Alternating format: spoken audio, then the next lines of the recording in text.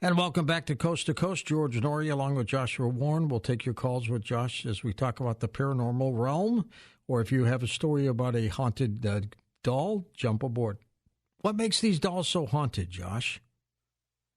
Well, I honestly do believe that it has something to do with the shape of a thing. And really, if you look at how, sort of going back to broadcasting, how it works in general, certain antennas work better than others because of the shape. It also kind of ties back to sacred geometry. And in fact, when it comes to electrical theory, you have certain shapes like balls or spheres or domes that tend to naturally store up energy, and then other shapes like needles or sharp points that do the opposite, that actually radiate energy, which is why you have something like a lightning rod that you put on top of your house that allows the electricity to leak away rather than build up on your house so that your house gets hit by lightning. So shape has a lot to do with it. But the deeper mystery here is what kinds of shapes tend to correspond with this life energy, this life force. And in fact, I recently did one of my podcasts about orgone energy. And by the way, for those who want to hear more about Kennedy, the specific episode of Strange Things where I talk about Kennedy is episode 158. 158, okay. Yeah, and those are all free. Again, just go to coasttocoastam.com, and you'll see the link at the top there to the Paranormal Podcast Network. New one comes out every Friday. But 158 is where I talk about Kennedy. And in one of my recent shows, it was episode 155, I was talking about orgone and chakras, and I actually created a kit called the Master Manifester Kit. I only have a few of these left, but they're on my website there in the Curiosity Shop. And the idea is that, Wilhelm Reich was this very controversial scientist who lived from 1897 to 1957. And he was a psychoanalyst, and he was a member of, he was a friend of Sigmund Freud. He knew Albert Einstein.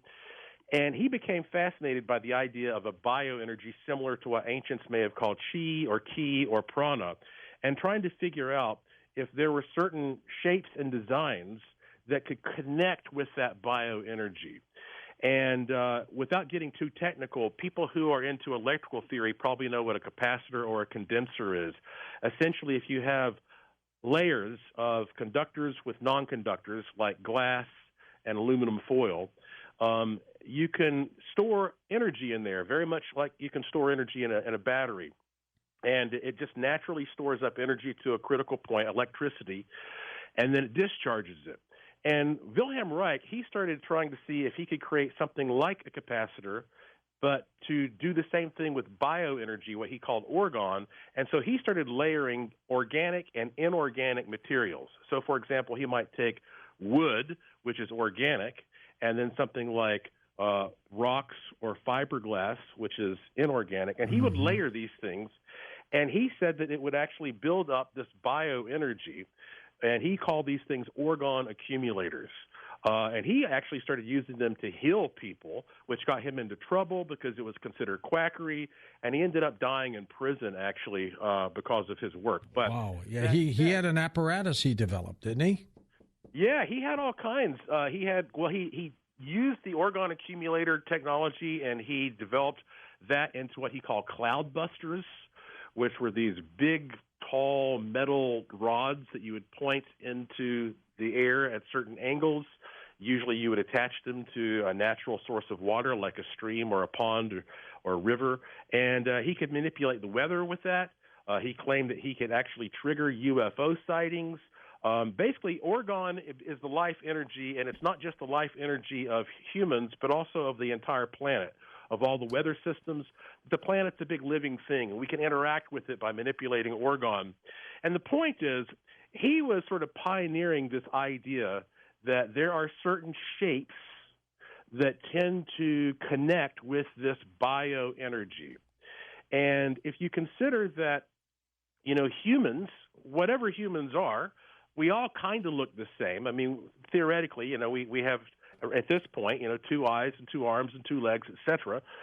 So there's something about the shape of a human which seems to correspond nicely with the bioenergy field. And so it may be that when you create something like a doll, even though it's a much more crude and simplistic rendition of this form, there's still just enough there so that via sympathetic resonance, you can take some of your bioenergy, some of your orgone, and you can put it into that shape. And so I think the design of the doll means a lot, and that's why that sometimes when people are practicing something like voodoo, they don't even need a physical doll. They can have a picture or a drawing or some kind of a representation and find some success using that as a witness sample as well. Good point. Let's go to the phones. Let's go to first-time caller Kelly in California. Hello, Kelly. Hey, I've got a bunch of cool stories, but I'll limit it to 3.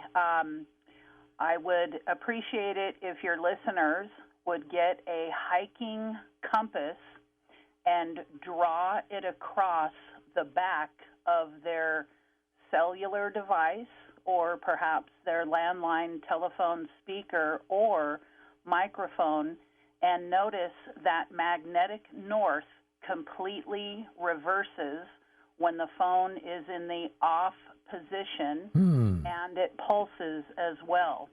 And in this radiation protection booklet, because I'm an applied kinesiologist, doctor of chiropractic, and State of California Radiological Health Branch X-ray supervisor operator, and page 67 of the 7th edition of this book states, no radiation dose can be considered absolutely safe.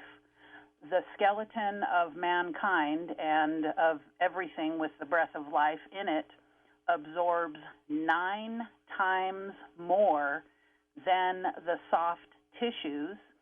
And when I was a youngster, my mom was into these really creepy porcelain dolls with porcelain legs, arms, and heads. And I'm not exactly a princess, I'm more of like a tomboy.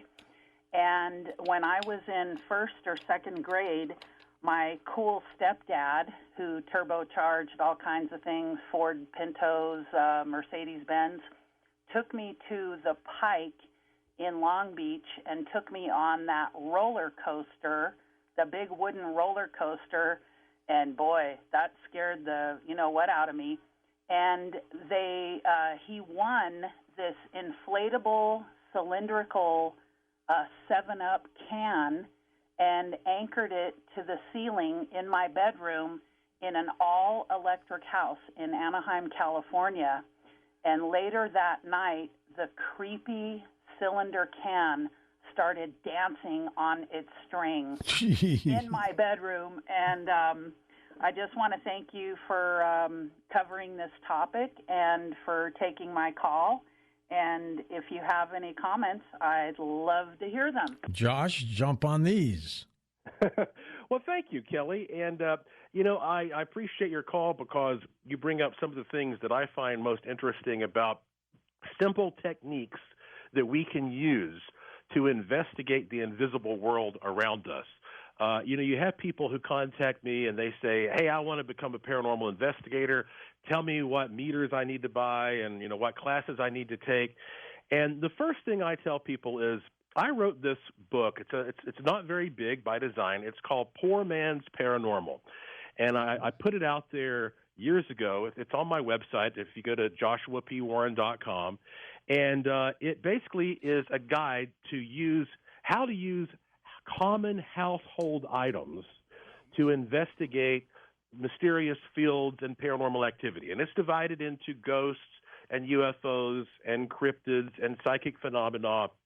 And, I'm telling you, for pennies, if not for free, you can build devices that will help you detect strange things. A compass is one of the most useful devices because just like you were saying, if you take a compass, which is always supposed to point toward magnetic north, and you see that compass deviate, if you see that it starts to spin or it switches around in some way, that means it's being influenced by some type of a powerful magnetic or electromagnetic field from somewhere. or magnetized.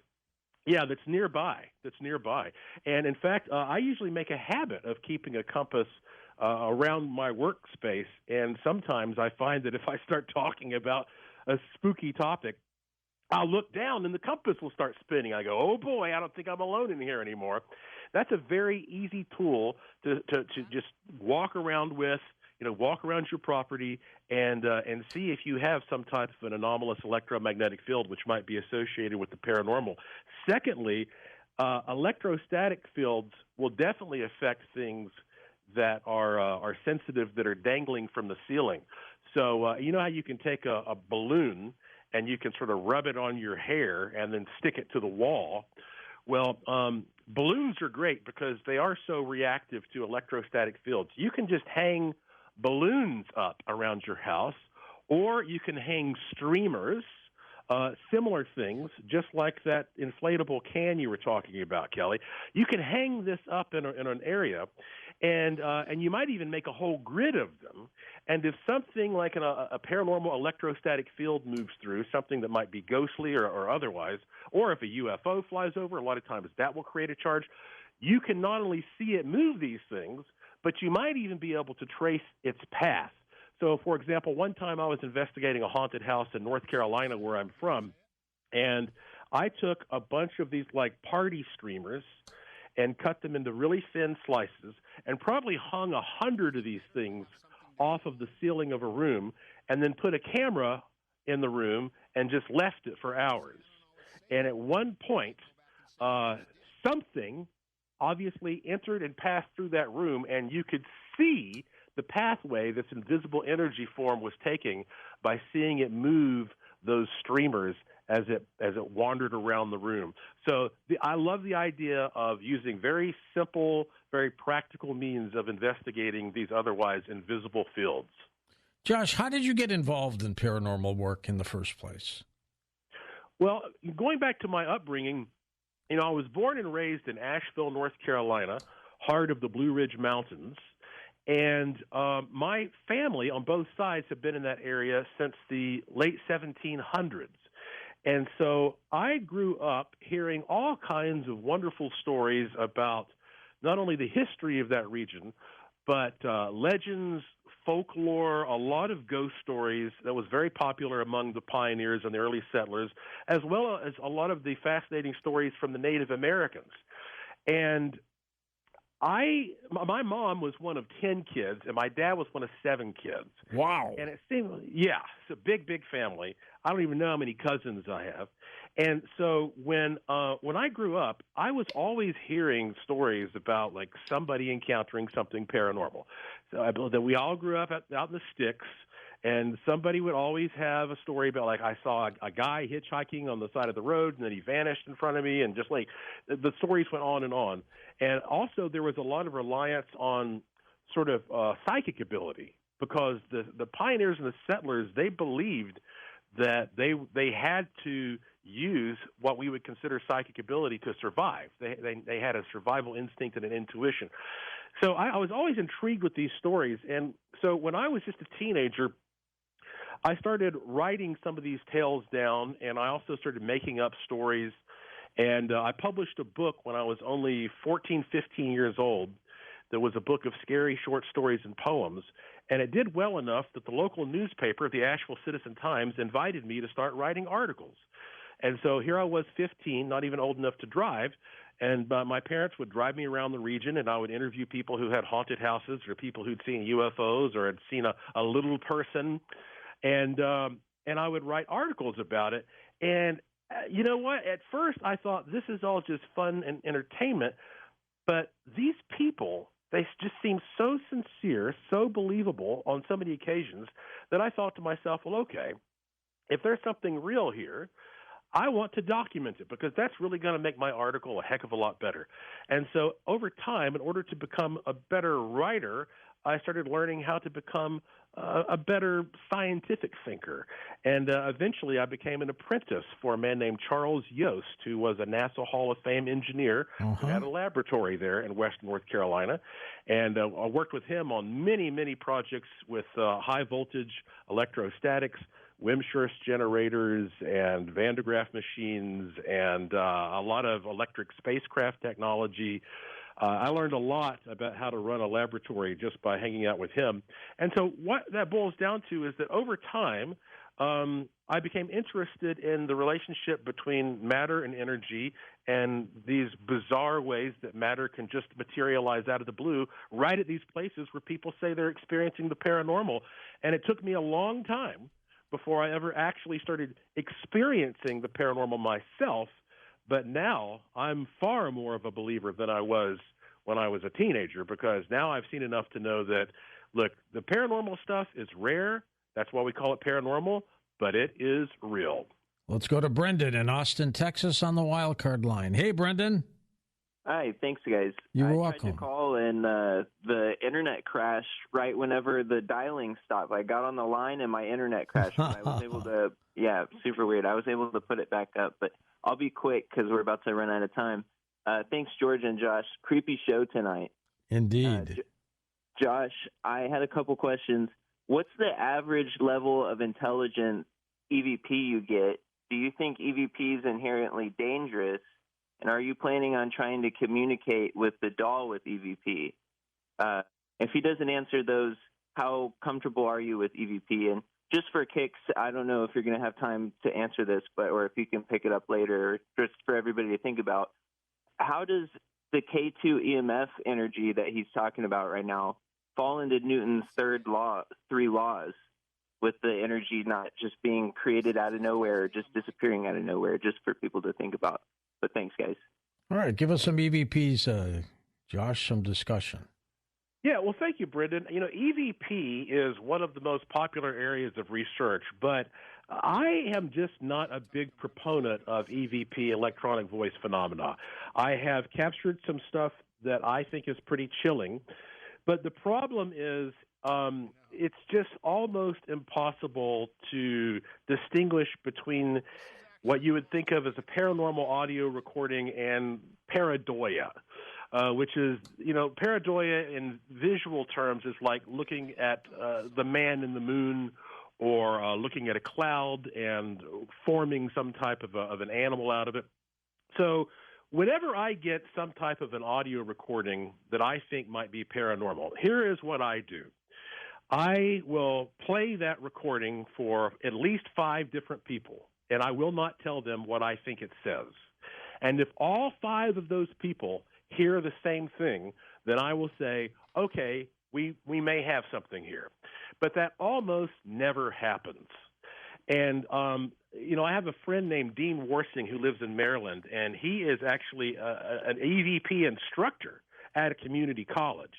So I usually pass that kind of stuff along to Dean when EVP comes in because, especially if you only have audio, you just can't know what all was happening in the room at the time. At least if it's audio from a video recording, you've got some visuals to make sure that there wasn't somebody around or something moving or creaking. So I'm just not a big enthusiast of EVP in general. And sometimes it's tough, Josh. Sometimes it's tough to hear them. Sometimes you hear something like that. We'll be back with more calls with Joshua P. Warren in a moment on Coast to Coast AM. And welcome back. George Norrie with you, along with Joshua P. Warren, and your final calls. Let's go to Joe in Monterey, California, to get us started. Go ahead, Joseph. Thank you, George, for taking my call. Sure thing, Joe. 2 quick stories about objects that can be haunted. Mm-hmm. A friend and I went for a ride. She wanted to go for a ride. We went upstate. We found this little town, and it had an antique store. It was like a house of horrors. It was dark, and all these objects, they were almost grotesque looking. We got out of there, but I think we might have taken something with us without a price tag, George, free. And I had to depossess both of us from a distance, and we got rid of whatever it was. You were lucky to do that. Oh, well, yeah, but yes, lucky to do it, unlucky to have to do it. A friend of mine went to a party, and I knew the people there, and I knew this one person, and I didn't tell her to avoid him. But she said that she bought some kind of artwork from him, like a design. And she said, and I asked her some questions, and she says, "Yeah, I feel kind of uncomfortable. I feel kind of sick." He says, "Throw that out.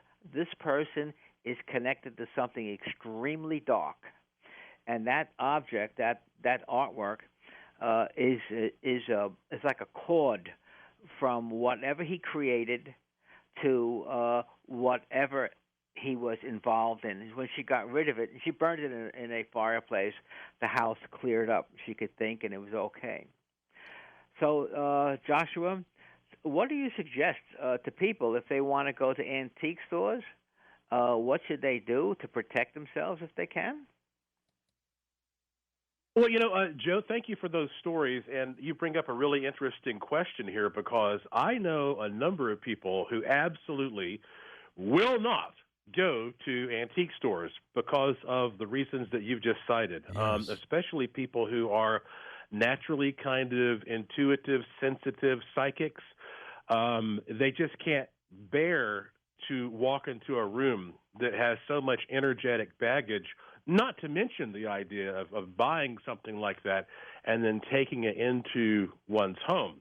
And in fact, it's been well known for a long time that some of the best antique dealers have an ability called psychometry, meaning that they can walk into a room and they are naturally drawn to certain objects, and that person can hold that object and then somehow sense its history, whether it is a flash like a movie or it's just something that is more of just an intuitive connection. So all objects honestly do carry some type of baggage along those lines. And so, I love going to antique stores. I'm not one of those people who necessarily avoids them, but I certainly have things that I don't like to bring out of them. What I do when I'm about to go into an antique store, especially if I step in and I get a negative feeling, is I use one of the oldest tricks in the book, and that is the visualization of a white light. Because if you consider that we are talking about some kind of a spiritual energy around these things, for lack of a better term, then that means that you should be able to protect yourself from them by using a spiritual mechanism. And we are able to manipulate the spirit around our bodies through visualization.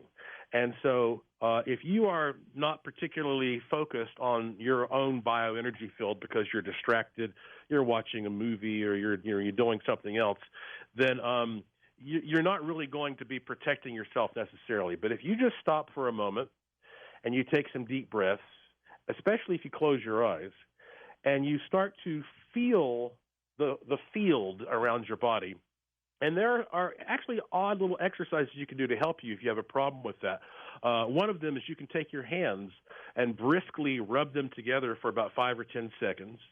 And then you can put your hands facing, palms facing each other about 6 inches apart, and then draw them as close together as you can without touching them, and then pull them 6 inches apart, and then draw them as close together as you can without touching them. You do this a few times, you'll start to feel this kind of a magnetic sensation, a heat, a thickness, a tingle around your hands. This is you becoming aware of your own bioenergy field. Once you have this awareness, you start imagining what that field looks like around you, and as you take deep breaths, you imagine that field expanding into what looks like a bright white egg around you. This is an aura of protection. It's probably somewhat similar to the halos, perhaps, that have been described in ancient sacred texts. You think about this field of energy around you, knowing that nothing can permeate that, and then with that mindset, you walk through the antique store, and you definitely want to be very careful about what you touch. But I have purchased some things at antique stores that I regret purchasing, and occasionally here in Las Vegas we do a show called Paranormal Vegas where I break out some of my more spooky, cursed, and haunted things, but I don't keep those things at my house.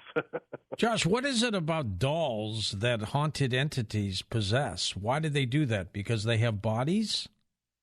Yeah, I believe so, because, if the life force comes from a person, and, going back to Robert the Haunted Doll, for example, a doll is just a doll, it's a lump of inanimate material, but this woman who worked for the family, she apparently decided to surrender a piece of her spirit to this doll. And so by having that doll there in that form, it made it easier for her to do that because she could more easily imagine it being alive.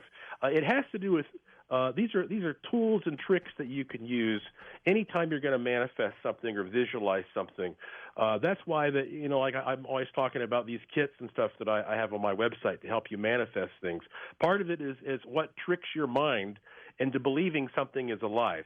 And if I put down a wooden block in front of you, and I tell you to give it a spirit, to breathe life into it, that's going to be very difficult for you to do because you're not aware of something that looks like that having life. You just can't relate to it. But if I take that wooden block and I carve it into a shape that has a head and two eyes and two ears and a mouth and two arms and two legs, now you can look at that same block of wood, but you can start believing that it has life. You've tricked yourself. It's a hack. It's a manifestation hack in a way that allows you to start putting your energy into it. And I think that's the power of art in general and visualization in general. Oftentimes, in order to get something to work in a magical or a manifesting way, the first thing that you have to do is sort of trick yourself into believing that it's real. And you can do that by creating something that resembles something that you already know is capable of having life. West of the Rockies, Catherine's with us in British Columbia, Canada. Hey, Catherine. Oh, hi, George. Hi, Joshua. Hi. I just think any doll is creepy because they got eyes. It's too creepy for me. And when you're talking about imagining all these things and stuff, I was thinking of that movie. Was it Wilson? He was out on with Tom Hanks, right? Yeah. So he made Wilson talk to him. Okay, but my question is: have you ever come across twin dolls? Twin dolls. Well, thank you so much for answering. Twin dolls, Josh, ever find those? I can't say that I have. Not yet, anyway. Well, that is an interesting concept because, I've always been interested in human identical twins because, they more or less share the same DNA, but they have unique fingerprints. And earlier this year, I listened to you interview a palmist, George. Yes. And he was pointing that out, that, even identical twins have different fingerprints. So, if one of them commits a crime and you got the fingerprints, you can tell which one did it. And so then I've known identical twins throughout my life, and I think every single time I've talked to a pair of identical twins, they have told me that they have telepathic experiences. And what by what standards you judge that scientifically, that's a different matter. But they all have told me that they believe that. So now, how would that apply to dolls? Well, very interesting. I can't say that I'm aware of a pair of identical dolls or twin dolls that are supposedly haunted, But, boy, I bet if you could come across a pair like that, then you could do some really interesting experiments by placing them in different locations and maybe manipulating one in some fashion to see if the other reacts. That kind of makes my mind run wild with possible mad scientist experiments. But maybe at this point somebody will email me if they are aware of such a couple, but I don't think I've ever come across that before. Let's go to Ruth in Maryland. Take it away, Ruthie. Hi, George and Josh. Thank you for taking my call. And this is a very interesting show, and I had to call in because at one time I owned a doll exactly like the one you're talking about. Looked exactly like that, and I actually bought it down there, Josh, around where you are from. It wasn't Asheville, but it was, I bought it at a flea market somewhere down there in the mountains. And I had it for years. It was in the 80s, and at the time that I had it, I did have a lot of strange things happening, a lot of paranormal things happening in my home, and they weren't good things. It was bad. Oh. And I never associated anything with the doll before. But my sister-in-law when they used to come spend the night, I did exactly also, as you said, I had it sitting in its own little chair. I had a little chair for it, and he had his own bedroom. I had it in the guest room. And my sister-in-law used to make me take the doll out of there because it creeped her out, but she never mentioned that it did anything. I was wondering, do you think that could have been some of the cause? And back to Joe's question again, could something like this, if the doll is possessed, can it be cleansed or exorcised? Thank you. Yeah, well, thank you for that call, Ruth. Well, I am not aware of any haunted doll being cleared or cleansed. And that's also a very interesting point that you're bringing up there for that reason, because, you think of haunted places being cleared, but haunted objects, I think that once they become infused with something, it's almost like that it's going to be there, I don't know, forever. But let me put it this way. If you take something like a nail, like a steel nail, and you try to pick up paper clips with it like a magnet, it's probably not going to work. But then when you take a magnet and you stroke it down the side of that nail in the same direction for, 30 seconds, a minute, well, now the nail is magnetized, and you can pick up paper clips with it. And this happens because the molecules inside that nail are originally kind of mixed up all over the place. And then when you take this magnet, which is very strong, and you stroke it in the same direction, it polarizes these molecules. It aligns them, and that's what makes the nail magnetic. And that nail will stay magnetic for a long time, sometimes for years. And it will eventually run out. But I think that's similar to what happens with these objects. Once this very highly charged energy is directed on them, it sort of polarizes them, and they take on this spiritual energy. And I think we might be able to contain it. We might be able to scramble it if we put them in a room with a Tesla coil and all kinds of crazy electrical things. But I can't say for sure that there's any way to clear these things once they are truly possessed. Joshua P. Warren's website linked up at coasttocoastam.com. Thanks, Josh. We will be back in a moment to talk about the spirit world.